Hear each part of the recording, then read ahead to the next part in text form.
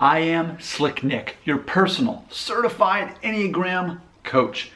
And I love this book. So much of what I talk about is presented in this perspective of the Enneagram. You can check this book out if you click the link there to Amazon.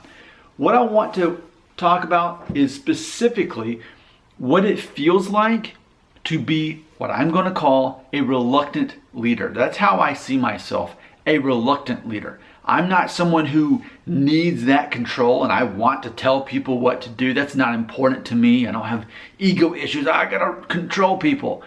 But ultimately, I keep finding myself in this situation where I am by default, the leader of the group. I want to give you an example of what this could look like. So for example, where I work, what I do for a living, we have, teams. So we have on a Friday, for example, we'll have 20 people in this meeting. Well, I'm always early because I am an Enneagram 7 with an 8 wing, so I cannot stand being late, so I'm always early.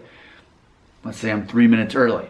And other people, because I started the meeting, I was there first, bloop, bloop, other people start popping up. And they're not talking. But we've got 2 minutes to kill, let's have some fun. So usually I'll have some kind of icebreaker conversation, just to kind of help people loosen up, because no one wants to be in a meeting, right? So I do that, and then 2 minutes later, the bosses show up. The people actually running the meeting do their thing. And ultimately, I've done them a favor. I've livened up the crowd. Now, you might not see me as a leader because I don't have the supervisor role in that situation, but I did lead the people leading up to that meeting. And that's a lot of what I do. We could say that for my job, in social settings and family settings. It's not like I'm officially in charge, but simply by taking the initiative to start that conversation, I often am. So again, reluctant leader. The title's not important to me to be a leader, but I think something that I'm learning is that all of us, no matter what your Enneagram, you can always benefit from taking on some of those leadership qualities, which it could be as simply as just initiating a conversation, is making a decision, because so many people don't want to make decisions.